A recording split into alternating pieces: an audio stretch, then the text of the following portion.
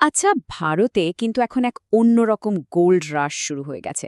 মানে সোনার জন্য দৌড়। তবে এই সোনা মাটির নিচে নেই, আছে ডিজিটাল ওয়ার্ল্ডে।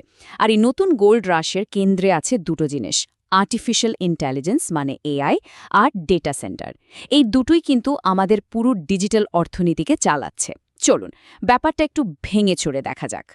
তো প্রশ্ন হলো, এত বড় সুযোগটা আসছে কোথা থেকে? আচ্ছা, একবার ভাবুন তো, সারা পৃথিবীতে যত ডেটা তৈরি হয় তার প্রায় 20% হয় ভারতে। কিন্তু মজার ব্যাপার হলো, সেই বিপুল পরিমাণ ডেটা স্টোর করার জন্য আমাদের কাছে গ্লোবাল ডেটা সেন্টার ক্যাপাসিটির মাত্র 5.5% আছে। মানে একটা বিরাট গ্যাপ, তাই না? আর এই বিশাল পার্থক্যটাই কিন্তু একটা বিরাট সুযোগের দরজা খুলে দিয়েছে। আর এই সুযোগটা যে কত বড়, সেটা বোঝা যায় বড় বড় কোম্পানিগুলোর দিকে তাকালে। অ্যামাজন, গুগল, মাইক্রোসফটের মতো টেক জায়ান্টরা, জানেন তো, ওরা একসাথে প্রায় $650 বিলিয়ন বিনিয়োগের প্ল্যান করছে। ভাবা যায় অঙ্কটা? এই বিপুল টাকা যায় কিন্তু বলে দিচ্ছে যে এআই আর ডেটা সেন্টারের বাজারে কী পরিমাণ ঝড় উঠতে চলেছে।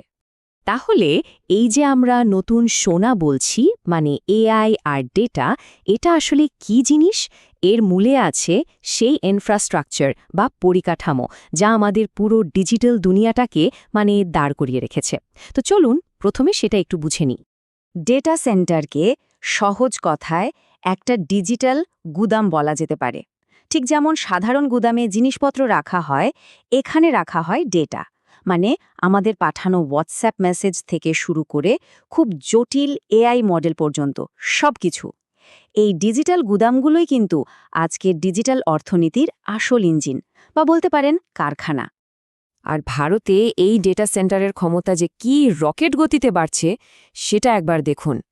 এখন 2024-এ আমাদের ক্যাপাসিটি প্রায় 1.3 গিগাওয়াট, আর অনুমান করা হচ্ছে যে 2030 সালের মধ্যে এটা বেড়ে 5 গিগাওয়াট হয়ে যাবে। মাত্র কয়েক বছরের মধ্যে প্রায় 4 গুণ বৃদ্ধি। এটা কিন্তু একটা বিশাল ব্যাপার। আচ্ছা, এই যে ডিজিটাল গোল্ড রাশ, এর প্লেয়ার কারা?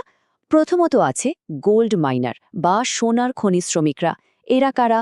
এরা হলো সেই সব কোম্পানি যারা আসলে এআই এর ব্রেইন বা সফটওয়্যারটা তৈরি করে।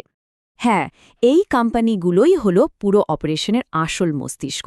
ধরুন স্মার্ট গাড়ি চলছে বা আপনার ব্যাংক জালিয়াতি ধরছে, এর সব কিছুর পেছনে যে সফটওয়্যারটা কাজ করে সেটা এরাই বানায়।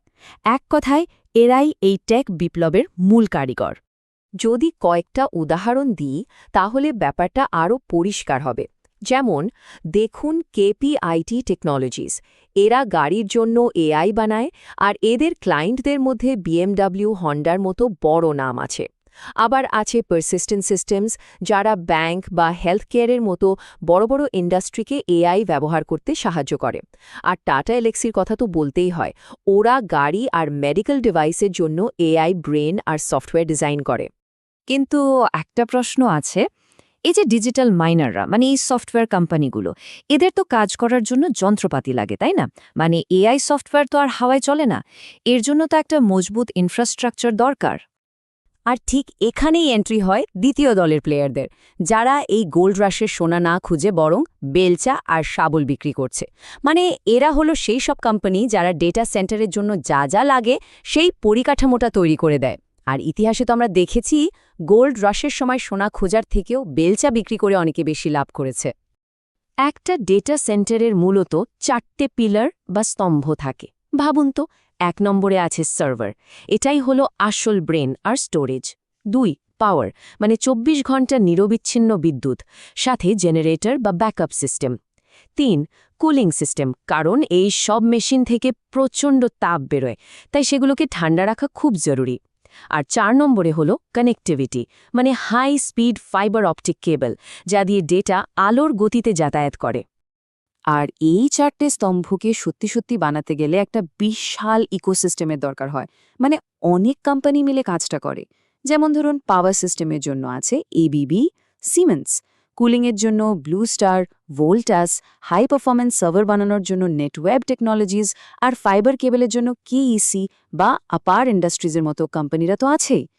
যদি কয়েকটা বড় শাবল বিক্রেতার উদাহরণ দিই, তাহলে ছবিটা আরও পরিষ্কার হবে। যেমন ভারতী এয়ারটেল, ওদের যে নেক্সট্রা কোম্পানিটা আছে সেটা ভারতের সবচেয়ে বড় ডেটা সেন্টার অপারেটর। আবার দেখুন আনন্দরাজকে, ওরা একটা রিয়েল এস্টেট কোম্পানি, কিন্তু ওরা এখন ফ্ল্যাট বাড়ি না বানিয়ে বিশাল বিশাল ডেটা সেন্টার পার্ক তৈরি করছে। আর নেটওয়ার্ক টেকনোলজিসের কথা তো আগেই বললাম, ওরা খাসতর করে এআই এর জন্য হাই পারফরম্যান্স সার্ভার বানায়। তো এত সব কিছুর পরে আসল প্রশ্নটায় আসা যাক। এই যে এত বড় একটা সুযোগের কথাও হচ্ছে, এটা কি সত্যিই একটা সলিড ইনভেস্টমেন্টের জায়গা, নাকি পুরোটাই একটা ফোমো ট্র্যাপ? মানে সবাই ঝাঁপিয়ে পড়ছে দেখে সুযোগটা হাতছাড়া হয়ে যাবে, এই ভয়ে দৌড়ানোর মতো একটা ফাঁদ? দেখুন, প্রত্যেকটা গল্পের দুটো দিক থাকে, এখানেও তাই। একদিকে বুল কেস বা পজিটিভ দিকটা যদি দেখি, তাহলে আছে ডেটার বিস্ফোরণ, সরকারি সাপোর্ট আর অন্য দেশের তুলনায় কম খরচ। কিন্তু অন্যদিকে বেয়ার কেস বা ঝুঁকির দিকটাও দেখতে হবে। যেমন কিছু কোম্পানির ভ্যালুয়েশন এখন আকাশ ছোঁয়া, আমাদের এখনও অনেক কিছু বিদেশ থেকে আমদানি করতে হয়। আর এই ডেটা সেন্টার চালাতে যে বিপুল পরিমাণ বিদ্যুৎ লাগে, সেটাও একটা বড় চ্যালেঞ্জ। এই প্রসঙ্গে একটা পুরনো কথা মনে করিয়ে দিই, যেটা খুব জরুরি। ২০০০ সালের .com বাবল যখন ফেটেছিল, তখন সেসকো নামে একটা কোম্পানি ছিল। ওরা ইন্টারনেটের জন্য হার্ডওয়্যার বানাতো, আর একটা সময় বিশ্বের সবচেয়ে বড় কোম্পানি হয়ে গিয়েছিল। কিন্তু তারপর শেয়ারের দাম একেবারে ওপর থেকে ৯০% পড়ে যায়। সুতরাং শিক্ষাটা হলো, শুধু হাইপ বা ট্রেন্ডের পেছনে না ছুটে কোম্পানির ভ্যালুয়েশন বোঝাটা ভীষণ ভীষণ জরুরি। তাহলে কোনো কোম্পানিতে বিনিয়োগ করার আগে কি কি দেখা উচিত? একটা সহজ চেকলিস্ট ভাবা যেতে পারে। 5টা পয়েন্ট। ১. কোম্পানির রেভিনিউ কি সত্যি সত্যি এআই থেকে আসছে? ২. ব্যবসা বাড়ার সাথে সাথে লাভ বা মার্জিন বাড়ছে তো? ৩. কোম্পানির এমন কি বিশেষত্ব আছে যেটা অন্যদের নেই? ৪. এদের কি শুধু ভারতেই ব্যবসা করার প্ল্যান, নাকি গ্লোবাল পোটেনশিয়ালও আছে? আর ৫. সবচেয়ে জরুরি, কোম্পানির যা ভ্যালুয়েশন সেটা কি তার কাজের সাথে মিলছে? তো একটা কথা পরিষ্কার, ডিজিটাল গোল্ড রাশ কিন্তু পুরোদমে চলছে। এখন প্রশ্নটা এটা নয় যে এখানে সোনা আছে কি নেই। আসল প্রশ্ন হল, কোনটা সত্যিকারের সোনার খনি আর কোনটা ফেক গোল্ড বা বোকার সোনার ফাঁদ, সেটা চেনার উপায় কি। আর এই পার্থক্যটা যে যত ভালোভাবে করতে পারবে, ভবিষ্যতের লাভটাও কিন্তু তারই হবে।